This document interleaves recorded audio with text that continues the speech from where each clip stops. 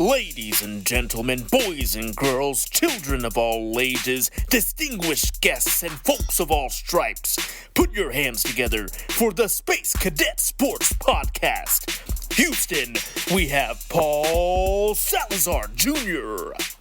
Hey y'all, welcome back to the Space Cadet Sports Podcast, your Houston sports podcast for diehard Houston sports fans from a diehard Houston sports fan. I'm Paul Salazar Jr., the aforementioned Houston sports fan. I am a joke writer, improv coach, fifth runner-up of a Lin-Manuel Miranda lookalike contest, and creative multi-hyphenate. Of course, I'm a Houston native and I have the receipts to prove it. I was there when they put up those silver rings all over the Galleria area. 1,000 years ago. I spent the last decade or so as a comedy writer in LA, and now I'm podcasting. That's what happens when you hit 10 years out here in LA. You're placed in a polycule and you're given a podcast. Welcome to said podcast. This is what my brother calls the Paul Broadpod Ball Blog. Check out spacecadetsports.substack.com for the full blog experience. I started Space Cadet Sports as a passion project to follow the Houston Astros. And now as football season has started and we have basketball season around the corner, and I am, of course, a Houston sports fan, I am following as many of the teams as I can for the podcast and for the blog to help all of my H-Town hustlers out there. Here we try to support the teams and love up on them, and but simultaneously try to discuss the ins and outs of the teams without too much homerism. The key word here would be to try to do that. We try to be reasonable and not too hot-takey or reactionary. Keyword try. We're recording this transmission here in sunny LA, where I'm joined by my co-host and co-producer, the Roz to my Frasier. Carla, the dog, is here with me. As you may know, she sometimes will get on mic, if she has a hot take. She's the one that has the hot takes on the podcast, so look out for that. Today is an NFL Picks pod. Every week I am giving you Paul's picks as I'm playing pick'em, like most of us football fans out there are doing.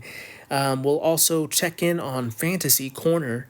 That's going to be Fantasy Football Corner, for those of you who are wondering.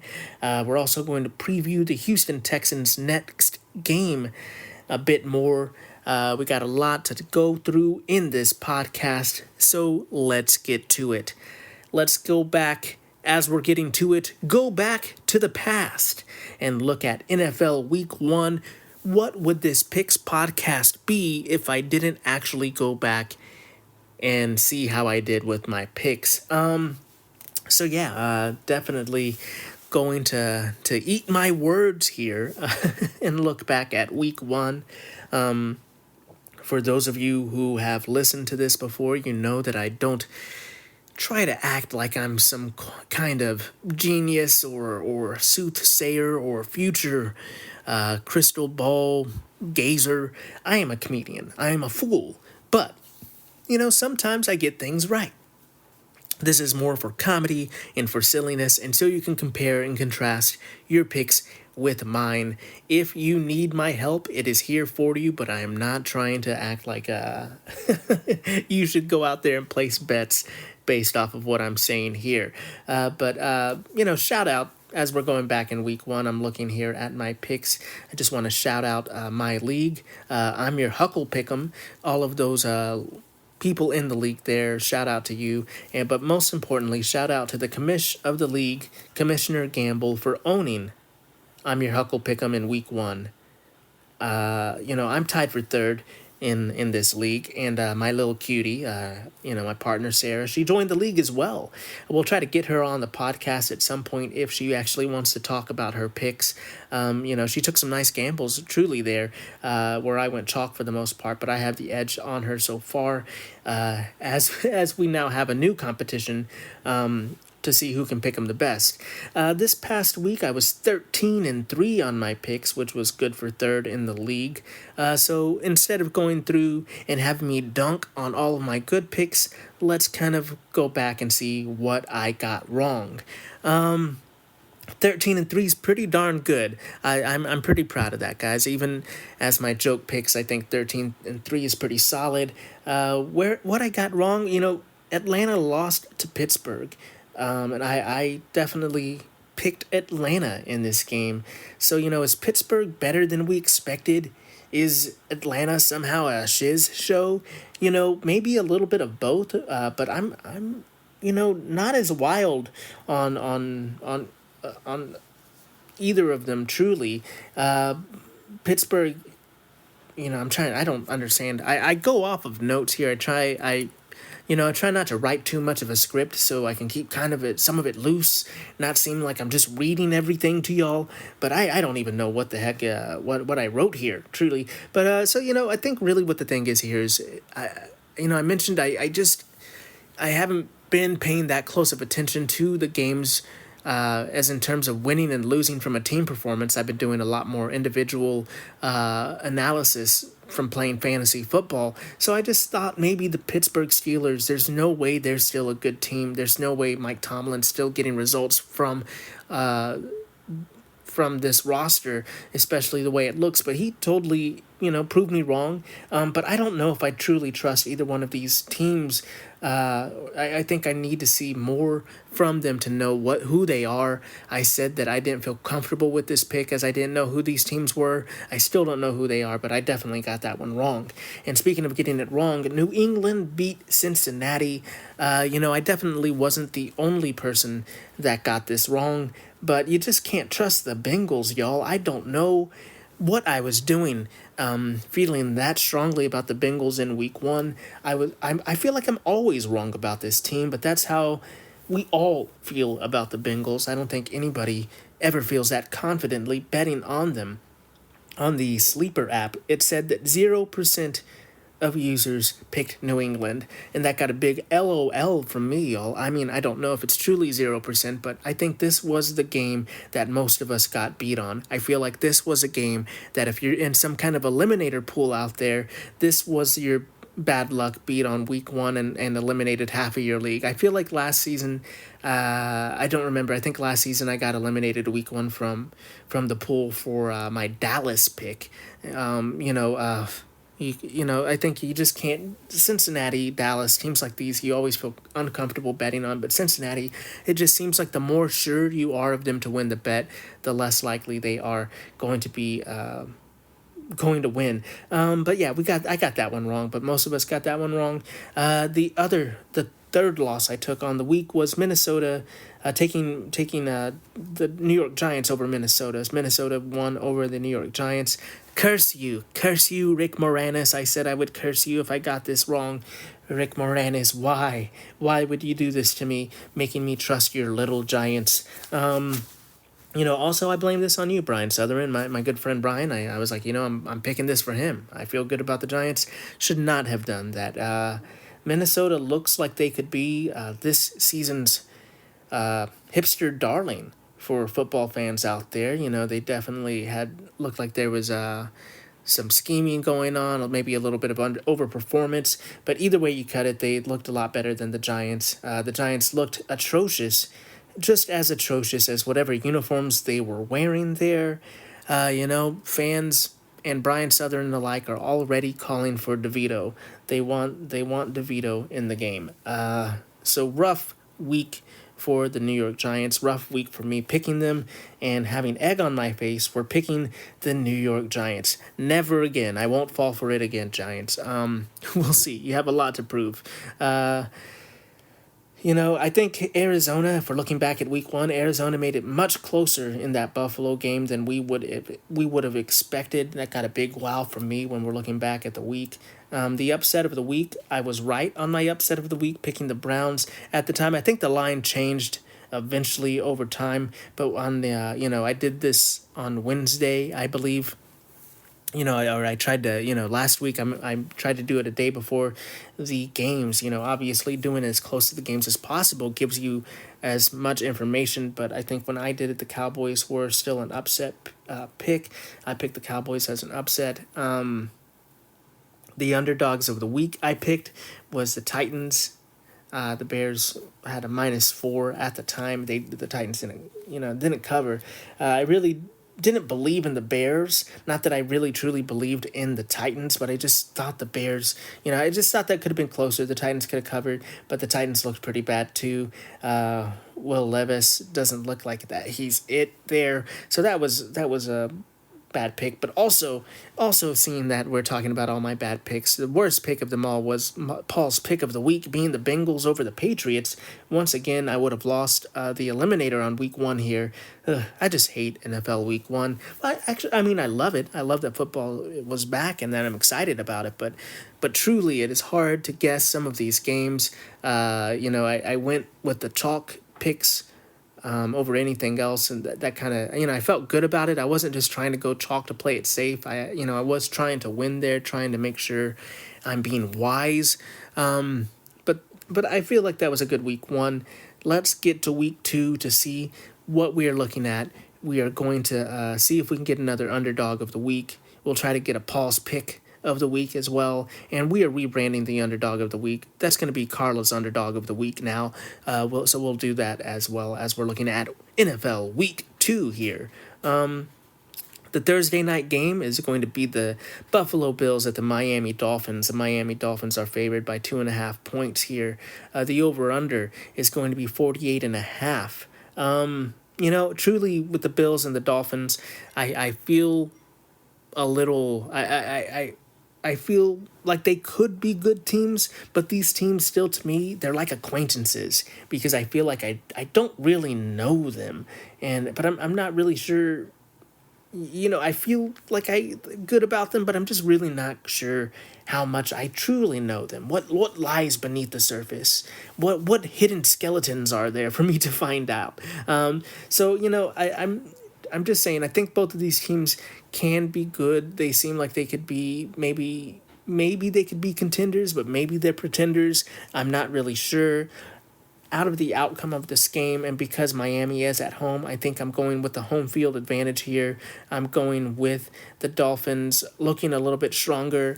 Josh Allen is looking like he's putting on the Josh Allen show. So I'm guessing what I'm going with here is that all of the tools and all of the talent on the Miami Dolphins should be able to overpower just the Josh Allen show. But I'm on the edge here. I'm going Miami, but I'm just so on the edge. I'm not sure, and I don't like being this unsure out the gate. But here we are. Moving on to Sunday's games, we have Raiders at Ravens. The Ravens are our favorites. They're favored by 9.5 points here. The over under is 4.5. The Ravens are going to put on a clinic. After a tough week 1 loss and a chip on their shoulder at home against whatever is happening with the Raiders, I think this might be Paul's pick of the week already. I think the Ravens are an easy bet right here when we're just doing the pickems. Then we have Chargers at Panthers.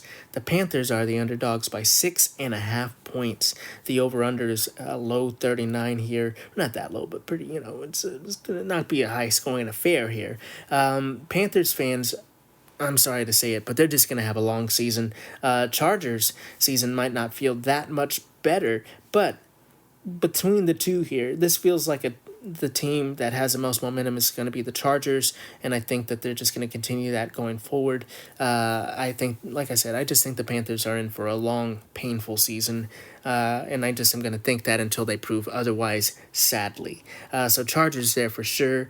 The next game is Saints at Cowboys. The Cowboys are favored by 6.5 points.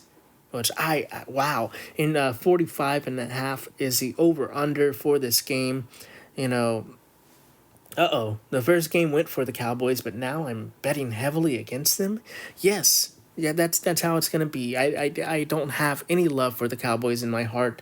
It's just a purely transactional relationship. I bet bet on them when I know they're going to win. I am unsure of the Cowboys in this first home game, and I'm not sure where this is coming from. Somewhere deep in my gut, I like the Saints in a spoiler game against the Cowboys in Dallas.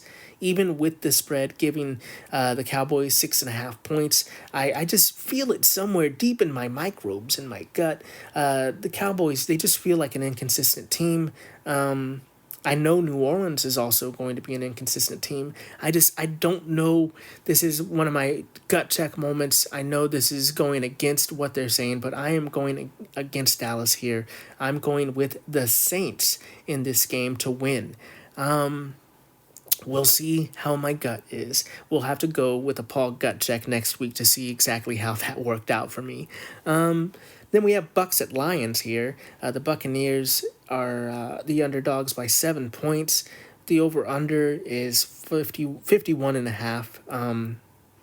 I truly am going with the Lions here. I think the Lions are going to impress at home, but the Bucks and Baker Mayfield might be more fun than we give them credit for.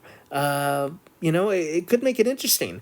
But if they can make the final score close, it could make it interesting if the Bucks make the final score close. Is what I am trying to say with that -7. With the Lions being favored by 7. If the Bucks can keep it a close game, this could be a little bit of a spoiler alert.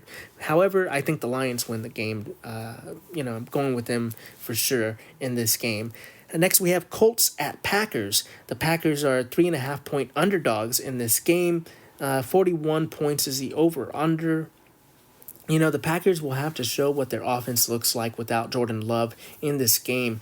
But the Colts weren't that impressive of an offense outside of a couple of huge Anthony Richardson plays last week. I think the Packers are trying to figure it out against an angry Colts front seven will give this offense some real growing pains in this game, and I don't think they have enough to beat a couple of big Richardson plays. I'm going with the Colts in this game. Moving on to Browns at Jaguars. The Jaguars are favored by 3.5 points. The over-under is 41.5. The Browns don't look great. And now there's new news that happened this week of more allegations against Deshaun Watson. The Browns might be better without Deshaun Watson. In fact, I would bet on it. The way he has played this season has not inspired confidence in anybody, and the off-field distractions are enough to have almost football fans everywhere fed up with him. I don't know how much longer this can last with the Cleveland Browns. Look, they traded for him, and they are stuck with a sizable financial investment into Deshaun Watson, so I understand why an organization would try to make that investment work out, but I think there are too many off-the-field issues here. I think that the player is not able to overcome those off-the-field issues, and truly, these allegations are just reprehensible, and it's hard for me to discuss them on a show about football when I don't understand what this man is still doing playing professional football. So, the Browns will be better without him, even if it's just for morale, but I think on the field as well. I think the Browns just have too much going on for them right now to keep up with the Jacksonville Jaguars team that is going to be more consistent than them. I just think the Browns off the field issues, the Browns offensive play is not going to be enough. Depending on their defense, I don't think their defense will be able to hold off the Jacksonville Jaguars offensive weapons long enough to win this game for them. I just don't think the Browns have it going with the Jags. Moving forward, we have the 49ers at Vikings. The Vikings are 6-point underdogs in this game at home. We got home dogs brewing here. There is a 45.5 over-under. I think the Vikings, like I said, they might be the hipster darlings of the NFL going forward. I know the hipster darlings, I think, were crowned as the Green Bay Packers, but with the Jordan Love injury and the hipsters looking for new ways to look at, I think the Minnesota Vikings might be that pick, but I don't think I'm going to pick them in this game because they have a nice roster of offensive weapons to beat, even without Christian McCaffrey on the 49ers. The 49ers look to have depth right now, and I don't think there's much the Vikings can do to combat that impressive depth that the 49ers have. 49ers for sure here. Seahawks at Patriots is our next game. The Patriots, we have another home dog ruin. The Patriots are underdogs by 3.5 points in this game, and 37.5 over under. This one feels very tough. I feel like betting against the Patriots at home is going to bite me in the butt, but I just don't see it here. I think the Seahawks are going to win this game, but I don't feel good about it. I feel very uneasy about going for betting against the Patriots in the home, even though the Patriots are this 2024 version of them. I'm going Seahawks. Next game, we have the Jets at the Titans. The Titans are another home dog. We have a 4-point underdog with the Titans here with a 40.5 over under. This is another game of, are we sure one of them will win? I think Aaron Rodgers will play better than Will Levis, but the fact that I don't feel that confident about that makes this pick wild. To say that, I like, definitely with a grin and smile that I'm getting to dunk on Aaron Rodgers very, very quickly here to jokingly say I'm not sure if he'll play better than Will Levis. I mean, obviously he will. It's kind of wild that this Jets team might not be what we thought they were going to be all around. But I do think they take the edge over the Titans, who just don't look very great right now. So Jets there. Then we have Giants at Commanders. The Commanders are favored by 1.5 points. The over-under on this is 44. Out of all the stay-away games that the schedule has strung together here, I think this might be the biggest stay away here. I think I have to go with the Commanders here because I don't think I can ever pick the Giants again. But the fact that they have this poo-poo platter of a game for me to choose from, where I'm like, I'm going with the Commanders, just feels odd. We then have the Rams at Cardinals. The Cardinals are favored by 1.5 points. The over-under is set at 49.5. I'm going with the underdogs here. I don't know if the Cards can do it, but maybe I'm wrong here. Maybe betting against that offense is gonna bite me. But I'm going with Rams. I think they're gonna sneak this one out. Rams. Just moving on before I talk myself out of it. All right, and then we have. I think that's And then we have Bengals at Chiefs. Yeah, Bengals at Chiefs is Chiefs are favored heavily here by, well, not that heavily, should be more, I think, but the Chiefs are favored at by 6 points here. The over under is 47.5. I'm going with the Chiefs. The Bengals are in timeout right now. They know what they did. Then we have the Steelers at Browns. Browns are home dogs where underdogs by 3 points here. Over under is 36.5. This over under is fantastic, lowest of the week. But the Steelers, I think, take this one for sure, just because I'm not even sure if I know who the Broncos are or if the Broncos know who the Broncos are. Then we have Bears at Texans. The Texans are favored by 6.5 points. We have a 45.5 over under. The Bears looked terrible and somehow won a game against the Titans and covered, but they still looked so terrible. I'm actually going to say it. This is going to be Paul's pick of the week. I like the Texans. I like them straight up. I like them against the spread. I like them on bread. I like them everywhere. I'm a homer and I'm ready for this homer opener. Perhaps it would be much smarter to go with Sunday's first game, Raiders and Ravens, as my pick of the week, but I'm going with the homerism. Paul's pick of the week is going to be Bears at Texans, going with the Texans in this game. Then we have Monday's game. We have the Falcons at the Eagles. The Eagles are favored by 6.5 points. The over-under is 47. The Eagles feel like another sure thing here, but still going with those Texans for the pick of the week. I really don't see a huge upset this week, but truly, what do I know? The biggest upset of the week is also going to be Carla's underdog of the week. Carla's underdog of the week is going to be the Rams at the Cardinals. I really feel like that Cardinals team is gonna struggle even at home. I know the Rams aren't setting the world on fire or anything, but I think they're better coached. I think they can hang with the Cardinals offensively, and we'll just have to see defensively which team gives in. I'm betting Cardinals, but we'll see. Carla's gonna be really mad at me if I give her the special segment of underdogs of the week and I don't pick good underdogs. So, Carla and I might have to not only apologize to you, but to Carla at the end of this week, or next week, I should say. All right, folks, let's go ahead and move on to Fantasy Corner. So we're checking in with the Thunder Bears Fantasy League. A lot of times I play in multiple leagues and stuff. This year, I have so much on my plate. I'm just streamlining it. I'm just playing in one league with my besties, my good friends, my friends from University of Houston, a lot of theater friends, a lot of friends I made out here in Los Angeles as well. I love that crew, so shout out to the Thunder Bears, and shout out to Say, because I got spanked as I left big numbers on the bench, and I'm going to need to start working that waiver wire and setting my starters a lot smarter to get something moving this season. Big shout out and congrats to Say for beating me 145.14 to 81.56.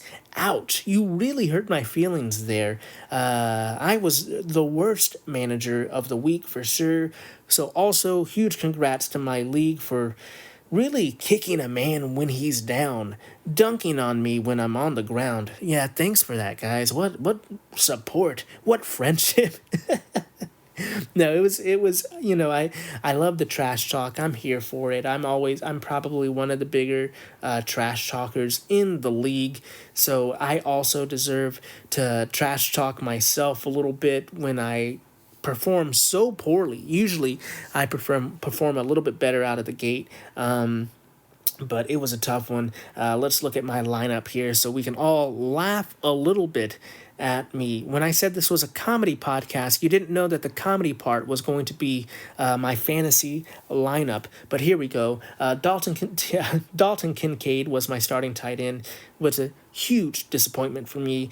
But, tight end isn't looking too great anywhere for anyone. So I can't blame this on Kincaid. I also started Brandon Ayuk and Terry McLaurin, who combined to give me 6.4 points. We play in a half PPR league, but 6.4 from your wide receiver 1 and wide receiver 2 is pretty much assuring that you are going to lose your week in this pass heavy NFL league that we play in. 6.4 pretty much was the nail in the coffin for me. I lost my week before it started by starting Brandon Ayuk and Terry McLaurin. Perhaps I just I don't know why it felt good at the moment, but obviously in retrospect, those were terrible weeks to depend on those veterans to come through for me when they did not.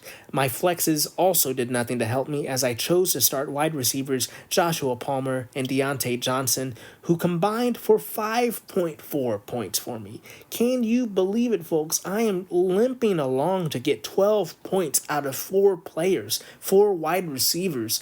Ugh.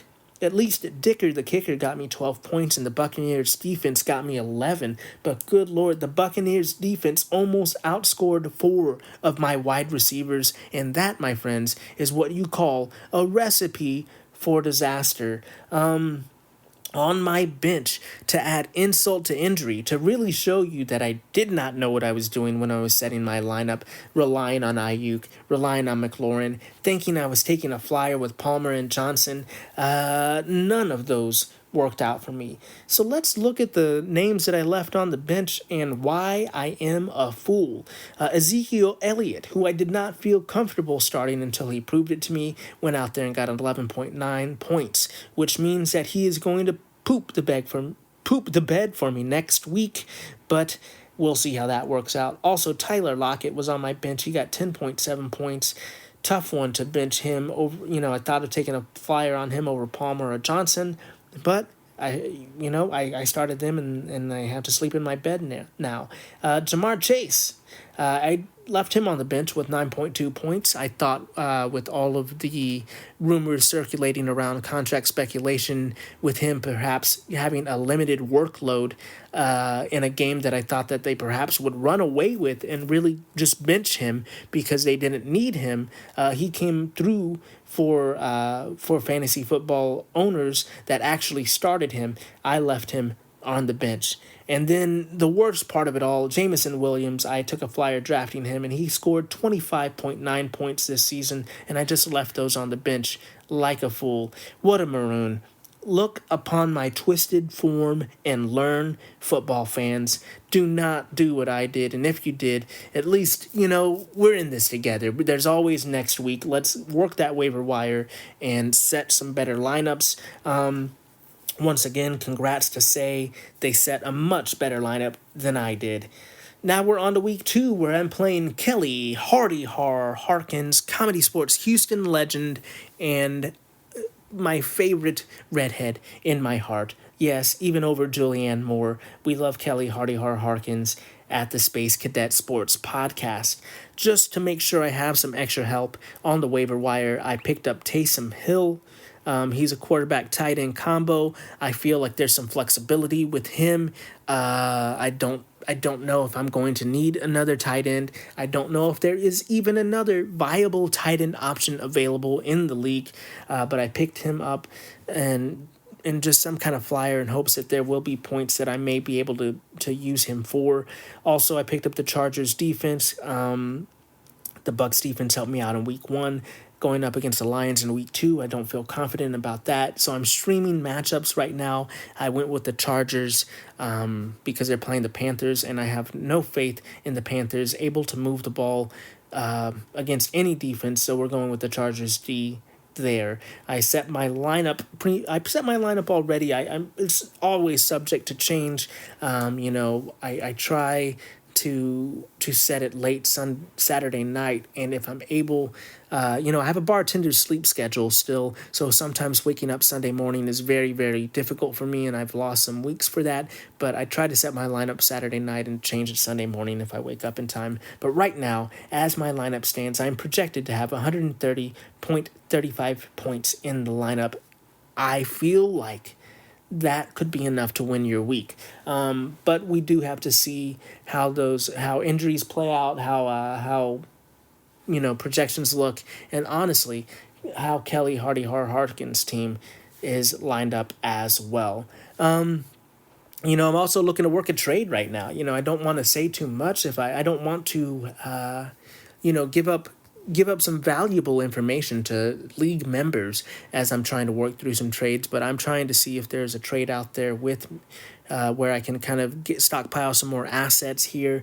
I don't hate my team, but I definitely need to figure out how my pecking order works, because the lineup I set was a way to lose my fantasy week every week. Moving on away from Fantasy Corner, let's take a quick break from football and look here. Actually, no, let's get that later. Let's. You know what? I already teased it. Bryce Matthews, the infielder that was for the Houston Astros, was promoted to Triple-A Sugarland. That's big news for me as a baseball fan. I know we're doing football talk right now, but just wanted to throw that out there. Bryce Matthews is now in Triple-A. He's going to finish the season in Triple-A. He should, with that move happening, there is a reality in which Bryce Matthews could potentially, maybe not next season, but the season after, be a huge contributor for your Houston Astros. But yeah, let's go ahead and move back to the Houston Texans, oscillate back to that side of the ball, if you will. Let's preview this next game for your Houston Texans. They play the Chicago Bears, Sunday night for the home opener. We are so happy for an evening game on the West Coast out here. Don't have to wake up super early to get in the mood for football. Don't have to have a beer for breakfast, which is it could be a dangerous way to start your day. A long day of sports, starting your day off with a beer. So definitely happy that No one's demanding that I drink a beer during the Texans game, just to be clear. But it's nice to be able to not worry about day drinking and having a longer day full. I think last week was just over 100 degrees, so that's also tough for me too. But we're happy overall to have an evening game. Either way you cut it. Don't forget to wear white for the home opener, Texans fans. After an impressive offensive performance in Week 1, the Houston Texans are looking to solidify their contendership this week against the Bears. While the Bears beat the Titans last week, I'm not thinking that there's a lot of optimism behind their performance in the game. Rookie quarterback Caleb Williams just straight up doesn't look comfortable in the pocket yet. To say the least. And I anticipate him continuing his rookie struggles against the Texans defense, who are going to look to make this rookie very uncomfortable in his first trip to NRG Stadium. Meanwhile, the Chicago Bears defense looks stout behind a strong lockdown secondary. Obviously, with really poor quarterback play. No? Carla is very scared of that Chicago Bears secondary. She is barking out the window in the other room. But obviously, that secondary is very scary because even though they had that abysmal quarterback performance and offensive performance, the Chicago Bears were able to work a win just based off of defensive performance alone. So CJ Stroud might have a tougher time with this secondary compared to Indy's. But I think with good play calling, establishing a nice rhythm, that will be the key to the Texans, depending on the Texans winning this game, and really depending on their running game to keep the defense honest. And with a wide array of weapons, surely CJ Stroud will find some targets that will give him success. This might be a different game than the home opener, but I think the Texans will win a decisive game with this home opener. Last game, they had 40 minutes of possession time. I think they will look to eat into possession time in this game as well. I think that they have enough to win the game. They have the weapons. They have their own defense to lock down Chicago. They just need to outlast Chicago's defense and wear them out. I think that they will game plan for this. I think with the improved running game with Joe Mixon, I think we're going to see Joe Mixon and Cam Akers in this game. I think we're going to get a little bit of both as they depend on the running game a little bit more to set up that to set up those play action, to set up a little play action, to set up bubble plays, screen plays, and the passing performances. It might not be a lot down the field. We might see a lot more checkdowns. We might see some more tight end play in this, but we will just have to see what the offensive game plan is to disrupt the Chicago Bears defense and to wear them down. I think we might see a little bit more running, but obviously this is just speculation. I've been listening to D'Amico Ryans on Texan All Access. I've been listening to the players. There's nothing that anybody's saying that I'm getting this from. I'm not Adam Schefter here. I'm just thinking that that's probably that's what I would like to happen, and that's what I'm speculating will happen. And with that being said, that's going to do it for this transmission, Space Cadets. Thank you so much for listening to this podcast. We very much appreciate you here at the show. We are a small podcast, and we only go as far as our listeners take us. So please smash some buttons for me. Like, rate, and review. Give us a 5-star rating. Please subscribe. Download the episodes. Whatever you got to do on your app, please do it for me. It's very much appreciated. And share this with other H-Town hustlers, other Houston sports fans out there that need a die-hard podcast to follow the Texans and follow the Astros. Let them know that I am out here, Space Cadets. Also, check out the Substack. That's spacecadetsports.substack.com. Go to the website, put in your email address, and you can get every article, every podcast, every meme dump, every occasional video podcast emailed directly to you for free. That's on the Substack, spacecadetsports.substack.com. go check that out. It is free, but if you would be so kind, you could definitely consider making a donation or paying for as cheap of a subscription as I can get the Substack to click on that Dog Days of Summer special. Supporting the podcast and supporting me. This is a passion project, but supporting it helps make this easier to produce. I would appreciate it if you consider that, but if nothing else, just subscribe, just listen, smash some buttons for me. That's what I need to support the podcast more than anything else. Reach out on social media with your takes at Paul Salazar Jr. Let me know what you think. Let me know if you think my picks are way off base. Let me know how you're doing in pick'em and fantasy, or if you got some fantasy advice for me, let me know. Obviously, it's not going that great for me. I will take your fantasy advice. If you want to do that, reach out on social media, or you can call in like a radio show. Obviously, this isn't live, so we can't take live callers, but you can leave me a voicemail. Your voicemail could make the show. That's at speakpipe.com/Space Cadet Sports. Once again, that's speakpipe.com/Space Cadet Sports. Thank you so much for listening to the podcast. We very much appreciate it. We got the Astros playing the A's later today. We have the Dynamo playing Real Salt Lake. They're actually favored in that game. That's happening on Saturday, Dynamo fans. And then we have the Texans playing, obviously, the Chicago Bears on Sunday Night Football. Keep your head up, kid. And as always, vamos Astros y Texans.